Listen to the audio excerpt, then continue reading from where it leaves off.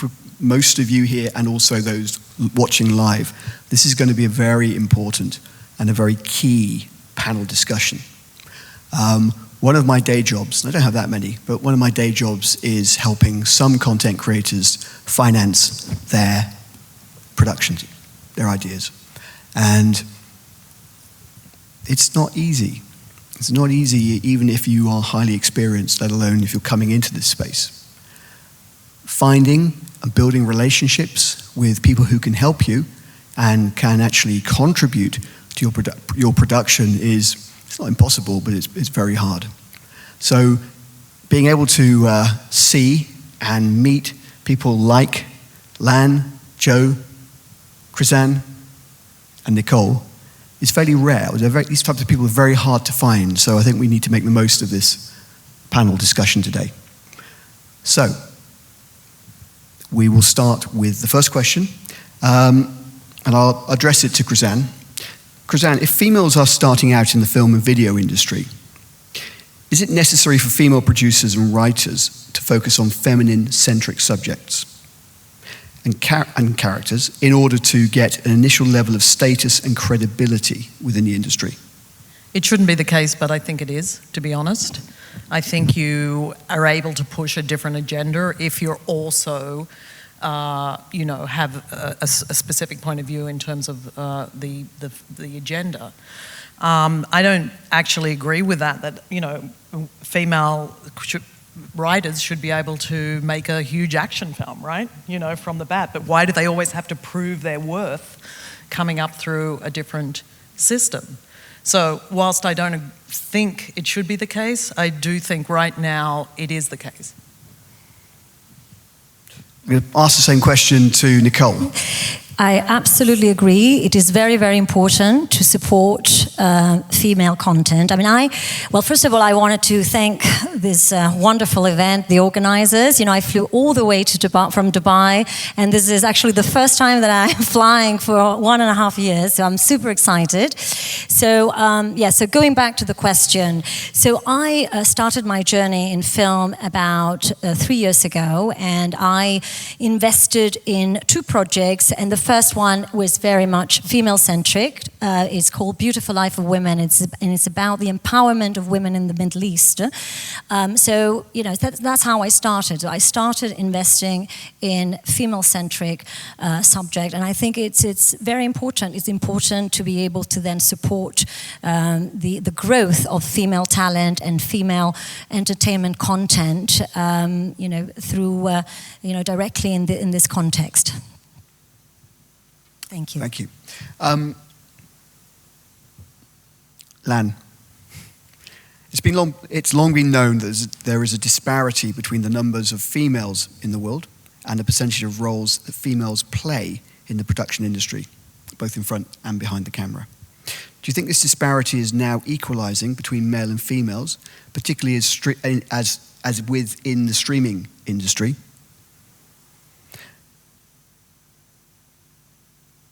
It's not a very well crafted question, but I hope you got the gist.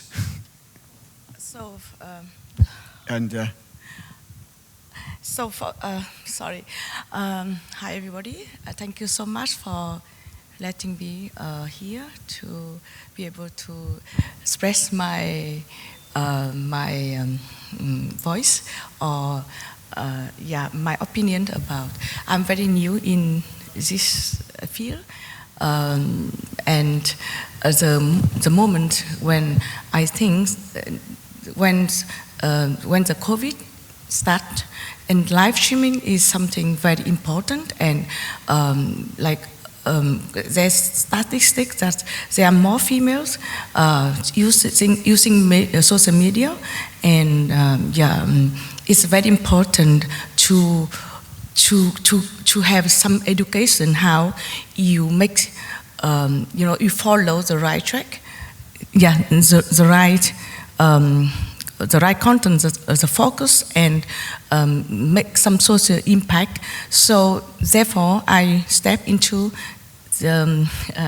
this business, and I want to support female, not only females in general. I support whoever brings good product, good contents, but because film industry is something very tough and is dominant before by male. So when a woman, a female, step into this business and achieve what she want to reach out and good content, so that is like what I would like to support. Thank you. And that leads me on. You talked a little bit about your intentions. Tell us a bit about yourself. Why are you interested in this space? Tell us a bit about Lan Capital. So, as I grow up in another culture from Vietnam, it's not so easy for a woman come to another country, another culture, and we are always underestimated, even in developed country. So I never like to be a revenge. I must be better than men, and if somebody underestimate me, then I said I want to prove that I can do it. I can put my dream become true with love, passion, and caring. So there's very good combination when a woman with a softness and brings the business with the might of men. So I think if you combine these two together, you will achieve whatever you want. And I want to show that, like from what I do in my life, from what I experience, it's very important that you believe in yourself, you believe in what you can bring to the value to the world, and be yourself and strong, and don't be negative when something around you happens. Just do it, just reach your goal, and just be strong, and everything will happen. Nicole, you're a lawyer, and you moved into content production fairly recently. Yes. How and why did you choose to do this? So my background is financial law, and I started off in London. I'm a UK qualified lawyer, but I've always had a passion for cinematography since I was very young, and I've always been, let's say, directed, from one to the other. So I decided, actually my moment of epiphany to actually break into the movie world was when my mother passed away in 2018, and she was very, very active in the women's empowerment sector. So I thought, that it would be great to work on a project dedicated to her and really focus on specifically on the empowerment of women in the Middle East through the creative sector. So that's how the idea of Beautiful Life of Women came along. And at the time I was the Chief Legal Officer of the Arab Fashion Council, and we organized the first fashion week in the history of Saudi Arabia. And then the idea was to document that and to also show the world that some of the stereotypes that there are existing in terms of Arabic women have to be, defeated. So that's really kind of how I got into it, more in a more active, way. And then after the first one, you just can't stop. You just continue with it. So now I'm actually working on another project. It's called Dark Noise, and it's an Emirati film. It's a psychological thriller, and it's very much female-centric. The director is Emirati. Her work was selected at the 88th Academy Award. It's called Tainted Veil, and she's basically going to be the director for this project. And then there's going to be a female lead. We're still working on that. So again, the path that I'm following is very much focused on female-led content, and I think it's a good time to do this now, because there's a lot of there's definitely a change in perception in the industry. There's a lot of support for the creativity of women, and more and better content are coming to the fore. So I feel I'm very lucky to be able to work on such projects, and I'm delighted to be here amongst my esteemed colleagues today, and really thank you so much for having me at this festival. So with your move into this space, the content idea came first, did it? Can you repeat the question? The content came first for you. You had a passion, you had an idea of making a film on the subject you've discussed. Is that where it started? Or did you think, actually, I want to be a film producer? Yeah, no, it's a combination of factors, but, it just seems that I'm attracting the right persons at the right time. But yes, it's content, and then it's, a lot of this project I financed myself, and others, of course, I've got a lot. I like to clearly collaborate with a lot of high net worth individuals, investors that are looking to diversify their portfolio, and really they are very receptive, especially in the Middle East. There's a lot of receptiveness in terms of female-led content, especially amongst the female high net worth and business women in that part of the world. Thank you. Joe Cullen-Cronshaw. Yes. You're related to a company that was known for very strong female characters throughout the pieces of production they created, specifically Wentworth. It's a great example, and that put a lot of famous stars on the map. And was it a 100% female-driven show in terms of the above the line? I think it pretty much was, wasn't it? Approximately, it was certainly majority. I'm a little bit bemused when people sort of say empowering women now, because I think that perhaps, yes, in the Middle East or whatever, but, I have seen all my career. I'm an accountant by training, and there was one woman to 100 males.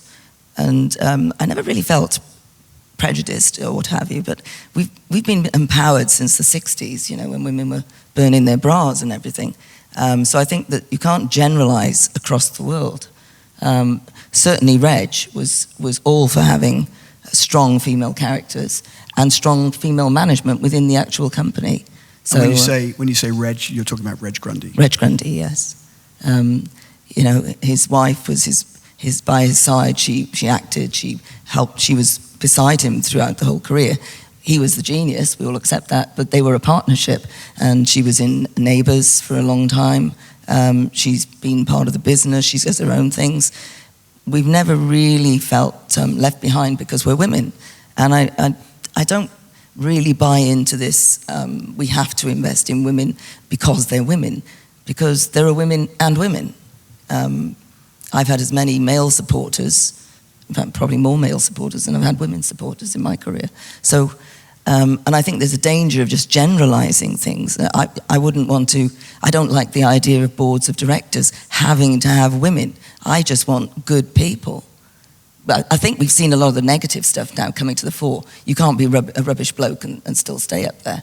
But, it's like with all the diversity, good people have to get there, and that includes women. But now I think it's more that we're all watching and we can all see the bad people, the guys that shouldn't be there. So I think that the balance will change, but I don't know how long that's going to take to get to the right balance. If it means having all men because all those men were better, fine. But if it means having all women, then you have all women.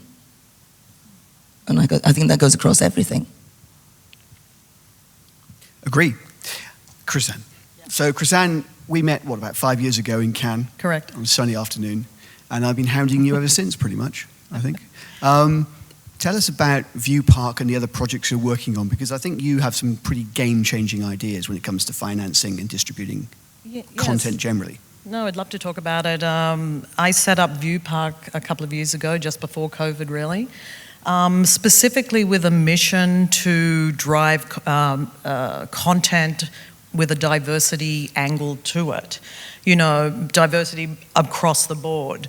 Because I felt that I've been in the industry in the States for about 30 years. I started with the Weinstein Company. I was a lawyer. I then spun off my own production company. I've had a film sales company. I've also reverse merged a company into NASDAQ, a media company. So I've done all different types of things in the business, but I felt that it was still pretty hard to break through that glass ceiling.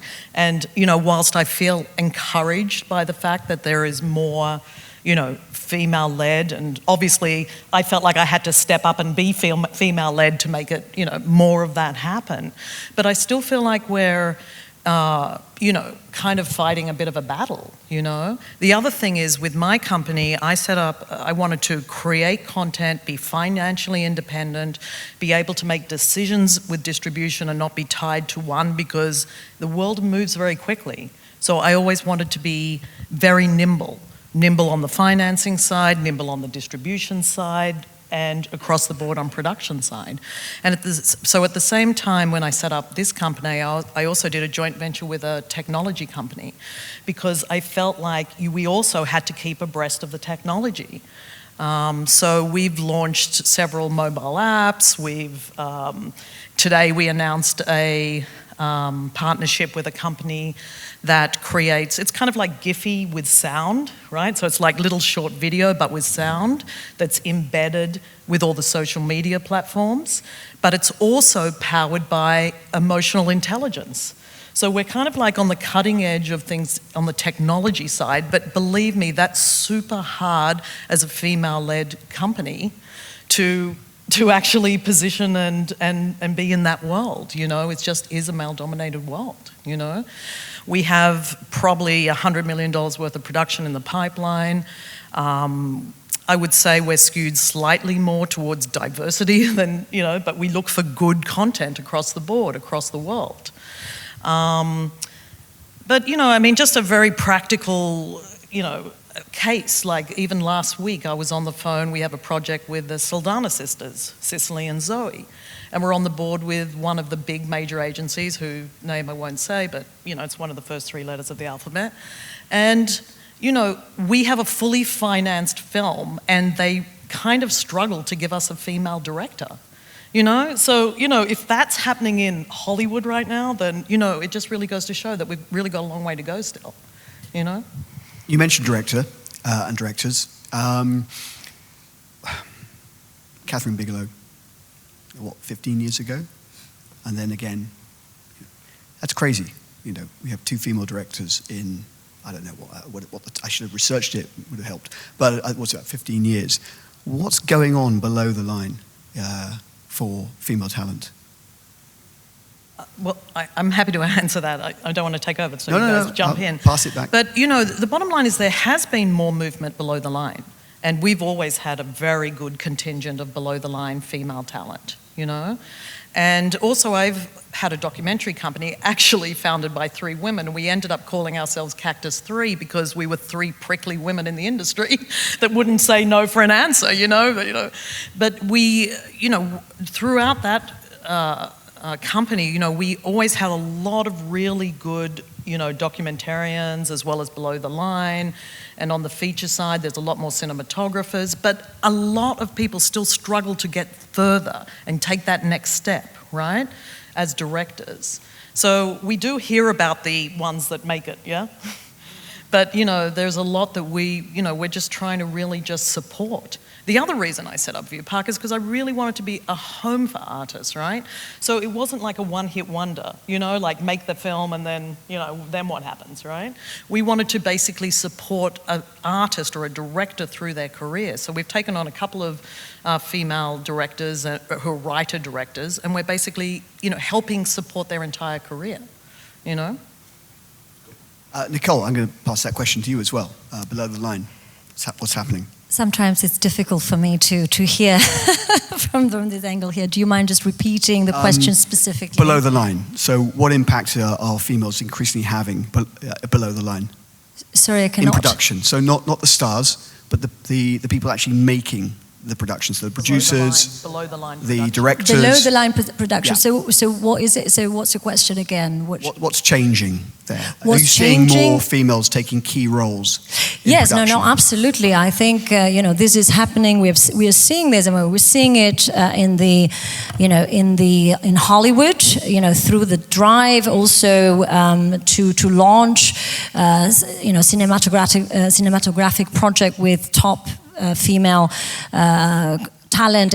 I mean, we've seen that Black Widow has done incredibly well, and that's very much focused on a female superpower. I mean, you had of course Wonder Woman as well. So we're seeing that there's definitely a lot of, let's say, box office content that is female driven. So it's coming from the top, and then it's cascading down. I think that the variety that we're seeing now. I mean, of course, also the multiple streaming platforms that are available is just encouraging more and more creatives to participate in this sector, and it's women are being encouraged. I mean, of course, we know that the Me Too movement was very much a catalyst in also increasing participation, having women really speak up about things, and things have changed. There's definitely a new movement. There's more activity, more energy,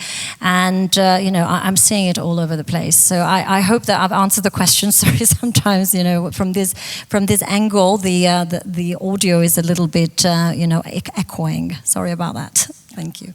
It can be a bit echoey, absolutely. Joe, do you think it's harder for females to gain funding for their projects? Do you think the fault lies with the male-dominated decision makers in the industry? I don't really know whether it's harder because they're female, or is it harder? Is it just as hard? Are they not getting the right content, the subject matter?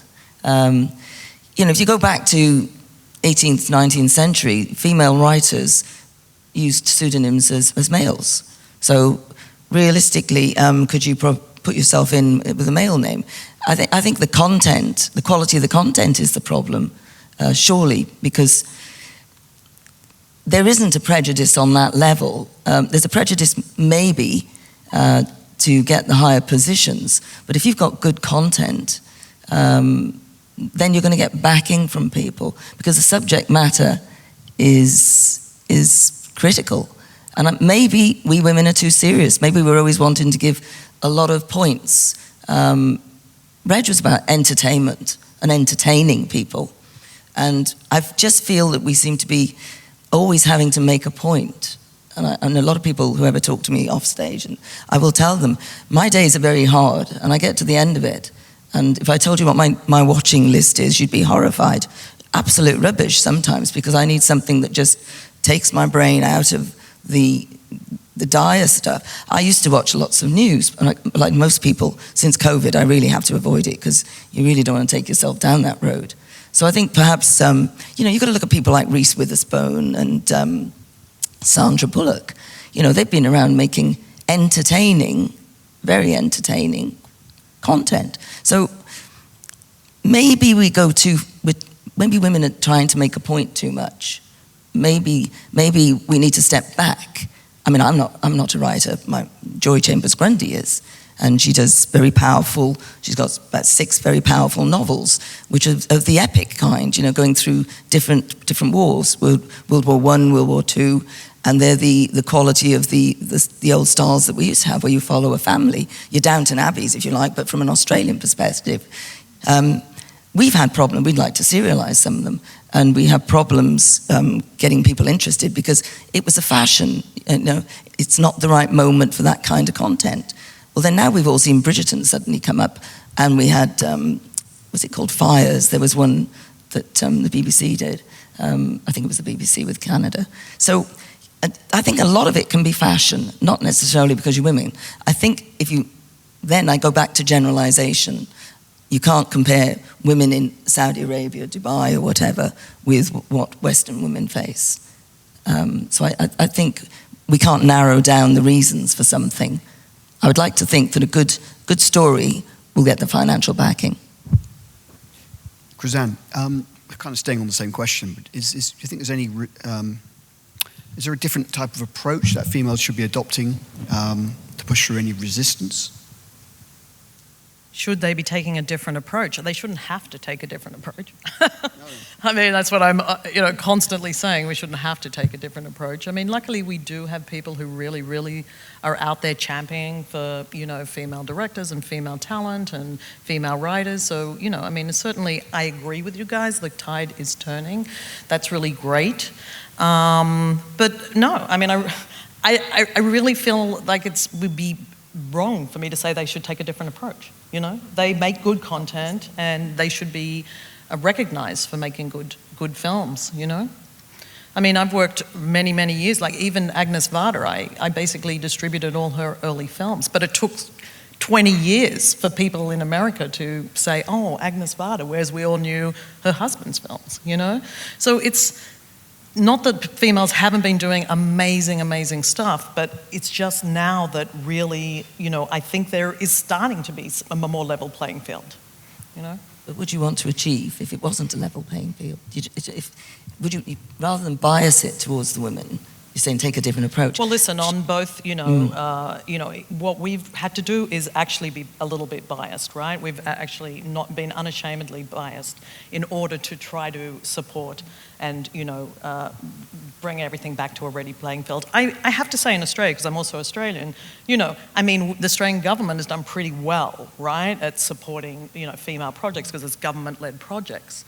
But, in America, we don't have that same government support, so it's a free-for-all, And it has been harder. And I mean, certainly I should be a little bit more optimistic, I guess. I think it is turning, but, we're working with one of those synonyms, that Essie Hinton, who couldn't say her name.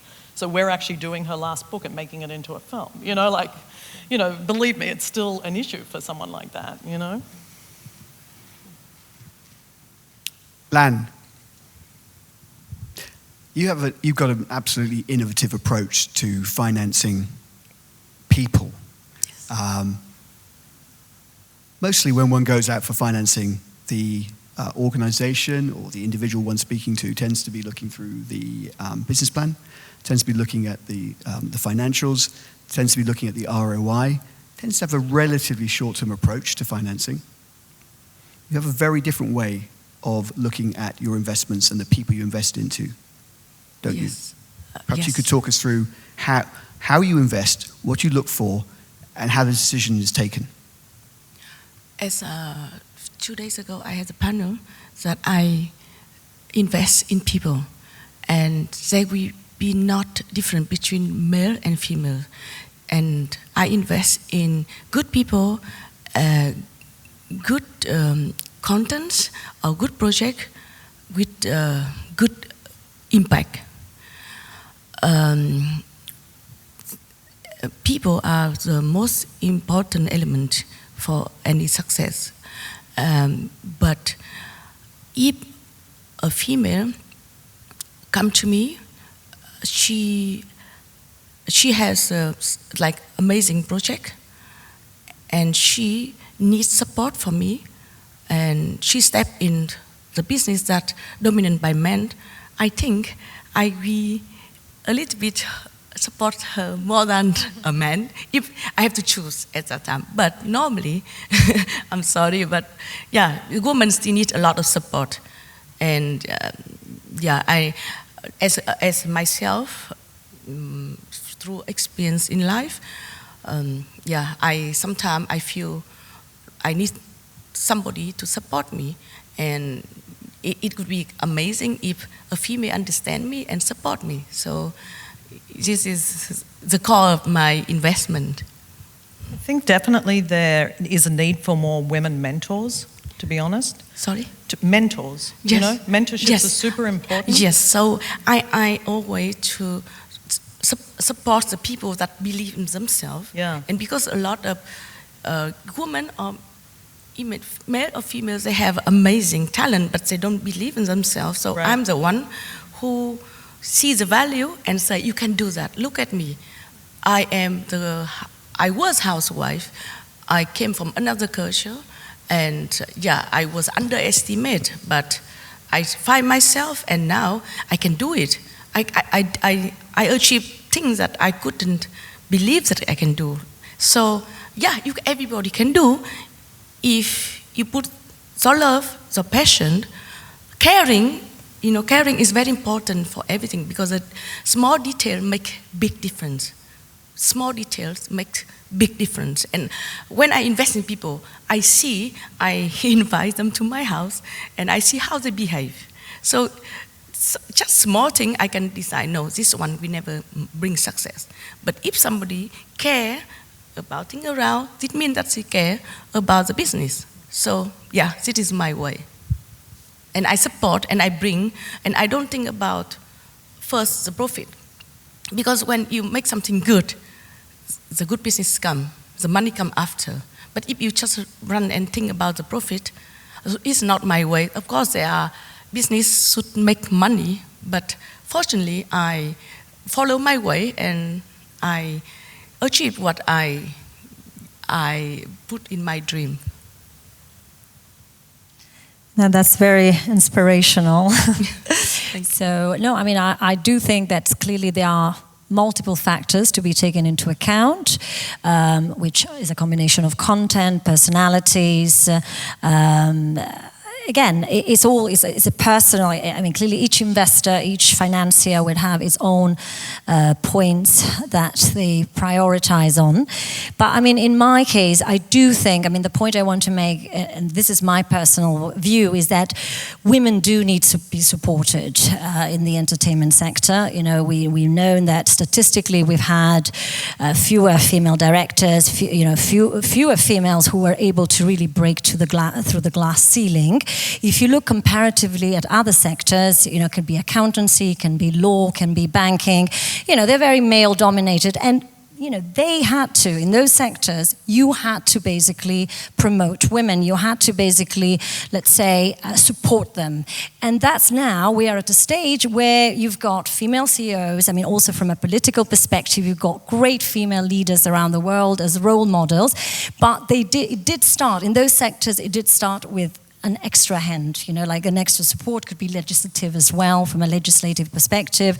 Like in UAE, for example, His Highness Sheikh Mohammed, he basically put a quota in terms of having women at board level representation.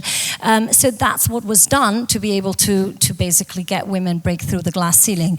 And in the entertainment sector, it has to be the same way. And there's no better way than women helping women and supporting female content. This is what I've done. Of course, I'm also, collaborating on projects that, are not female centric. But at the same time, I do have a passion for female centric content, and that's why I have been, focusing on it. So so my point of view is that there has to be support and mentorship from women to other women in this field.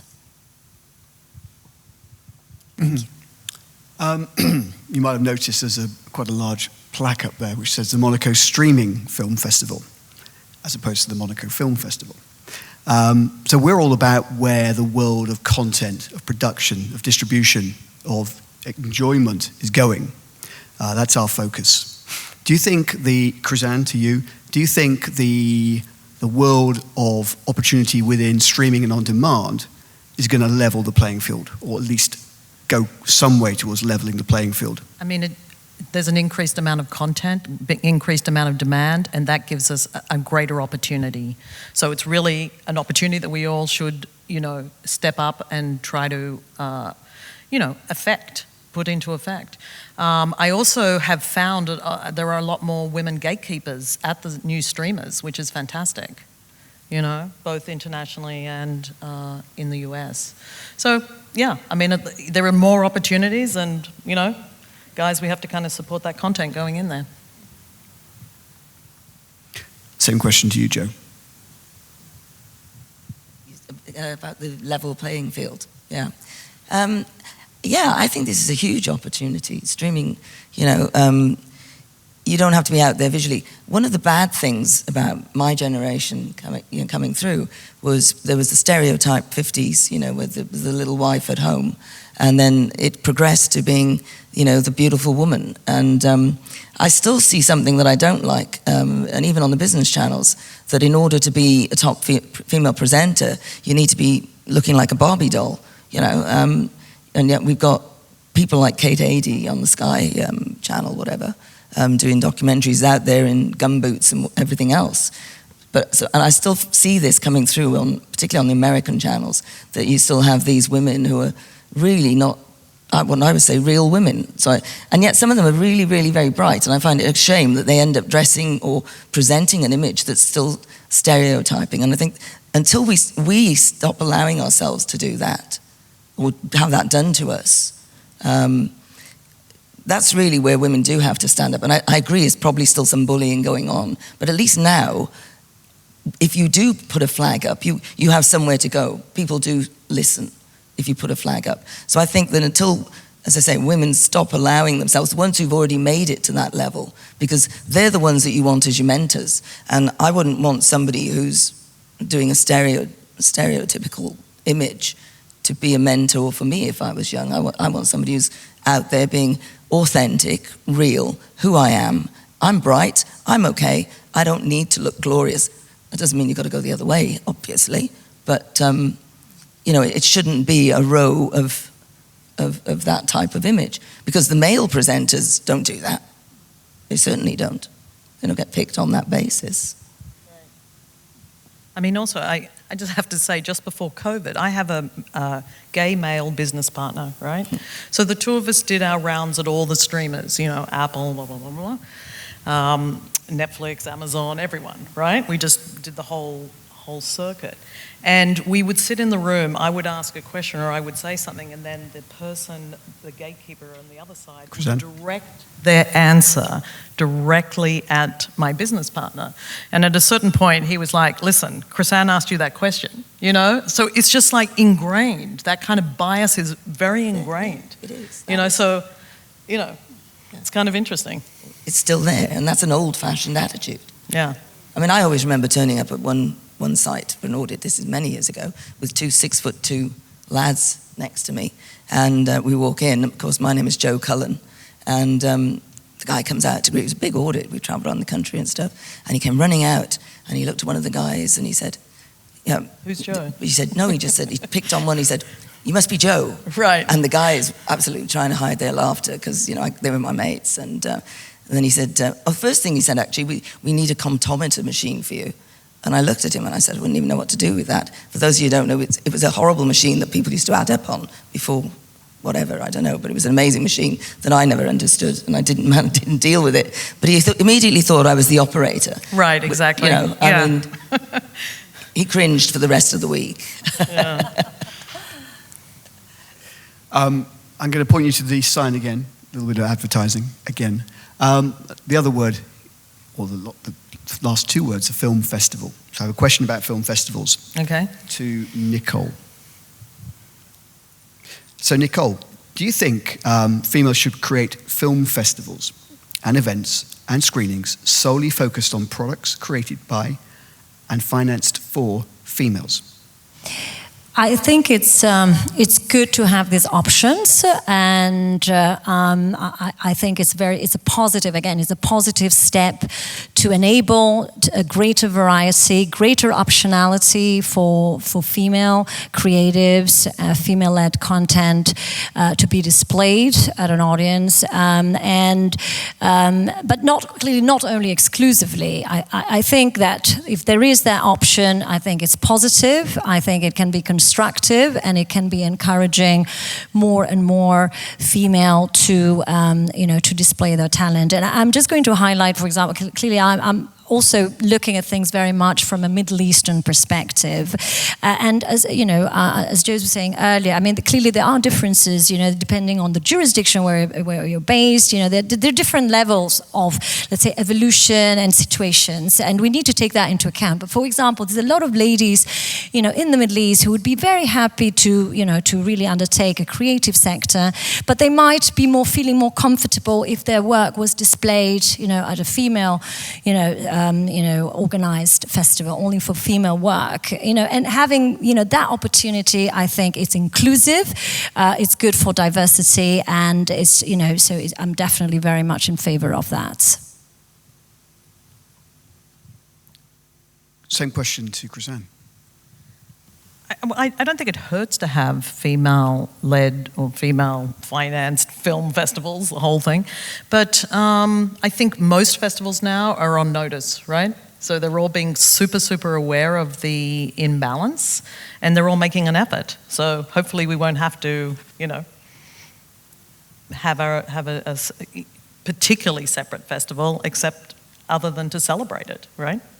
I think there has to be choice, and but as you were saying, it is, you know, there's bigger focus in all festivals. You have got, you know, your clearly female segment. For example, there's an Arab women film festival which now has been taken off in the Middle East, and you know, a lot of locals, you know, GCCs, creatives have been, you know, attending that and displaying their content. So I think it's great to have that, but at the same time, it's great to kind of know that you can go anywhere else in the, you know, in any festival. To have that too. Agreed. So in my opinion, I think that's always good when you have balance and like yin and yang. And if you have only one side, then it's less interesting, because what the people want to see is a good content and something excited. So it doesn't matter, man. In my opinion, that only for females, film festival, I would not. I would not choose. I would really love to have good content and good female and male as yin and yang.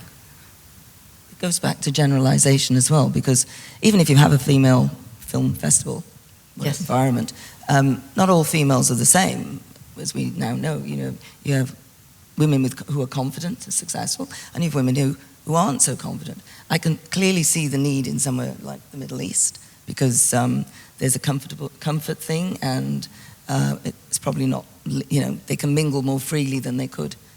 They wouldn't even have a mixed environment. So I think that it'd just be too imbalanced, as Lan says. You know, I don't think it adds by segregating women. I don't think it adds to it. I think it makes the problem bigger. Yeah, exactly.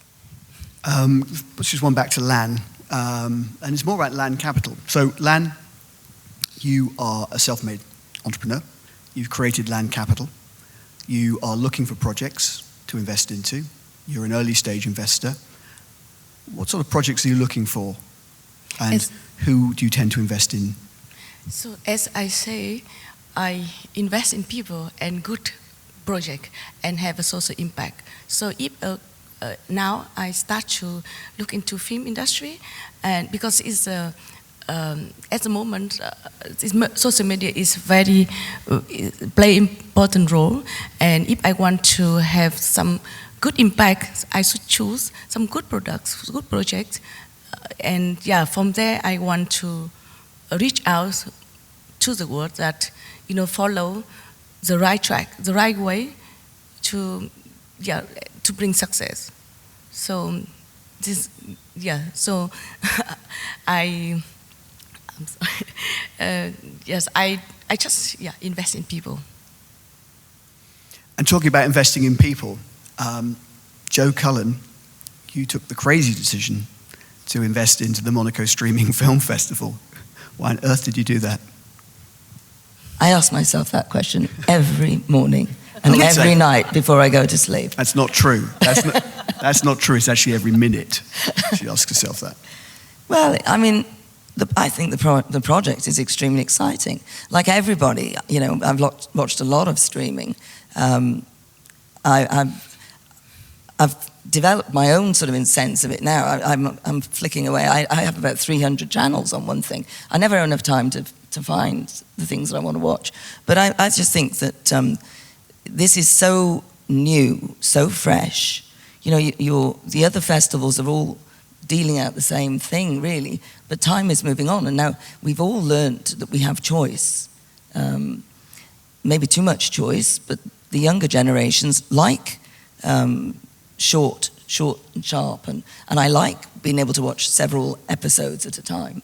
Mind you, you lose your sleep doing that, but you know, I think we've all got used to that. And you know, with what I've grown up with from a TV that was black and white and 2 channels, you know, this is like going to an alien planet. So this was really exciting because finally, nobody knew what streaming, not nobody knew, but a lot of people, particularly the older generation, if you said streaming to them 2 years ago, they'd have gone, well, what's that?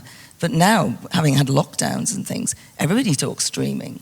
So it's time to get it out there, and it's great for people being introduced, the connectivity between creators and investors and producers, without necessarily having to all meet in one place.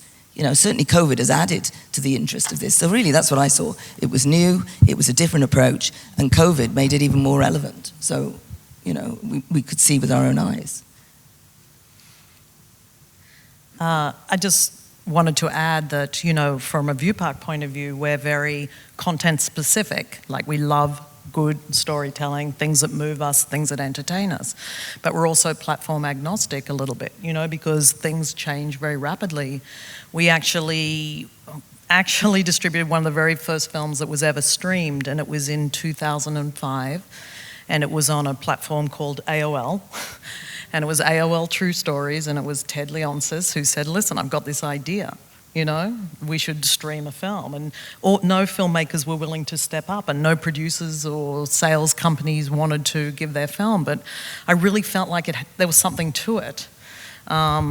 So we released a film called Dark On, which was about live action role players. And I just had a hunch that the guys who dressed up in, you know, Dungeons and Dragons costumes during the weekend were also the ones who were online during the week, you know? So it turned out to be just amazing, and we only did it for a month before we went into theatrical. It was like this huge experiment, and we got a huge buzz out of it, and Brad Pitt bought the remake rights, and, you know, the rest is history with that film. But you know, so streaming's been around for a while, right? Like, actually, I was involved with a company called Windstar way back when, that their whole thing was, you know what, you can have a foreign film channel on the Upper West Side of Manhattan, you know? And they actually built a huge public company out of that, you know? That idea. They were a hardware company, they put up hardware on rooftops in order to do, you know, to do broadband. And so we were pitching an idea which hadn't existed, and that company was a NASDAQ company that spectacularly failed, but it was just a bit too early, really, you know, from a content point of view. So when 2005, when Ted came along at AOL, I'm like, yeah, let's give this a go, you know? I've actually been pitching this for years, but let's see if it actually works, you know?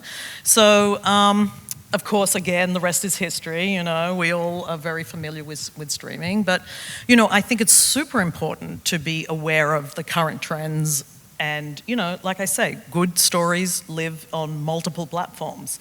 But right now, you know, streaming is really the predominant way, you know, and the more we're, you know about that and can distribute films via various streaming methods, I think it's amazing, you know? Can I just sort of add to this? In his way, Reg actually was a streamer with the technology he had. He created formats, if people haven't seen our video thing. Nobody had done it before, so he actually took his shows and created a production company in the countries he wanted to take it to. We didn't have internet 50 years ago. So Reg's idea, you know, streaming Reg Grundy style was actually creating the format so that program, you know, you can see Neighbours, you can see Who Wants to Be a Millionaire. It's not one of ours, but people can relate that you can see it in Spain, you can see it in, you know, you can see it in America, you can see whatever. And that was the concept that he created. Nobody had done it. And the other reason, well, the other reason I thought about this when you said about this event was because 15 years ago, I remember at least 15 years ago having a conversation with him, and he said to me, would you believe that they're going to put on, I've just been talking to somebody, and people are going to watch series, 5-minute episodes on their telephones. And I said, well, I won't, because you've seen our telephone screens are small, and we didn't even have colour screens in those days.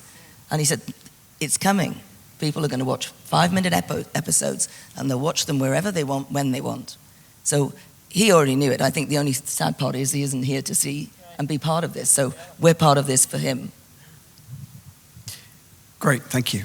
So we've got 4 minutes, 53 seconds left-ish. I want to put this to you, and I'm going to pass it down the line.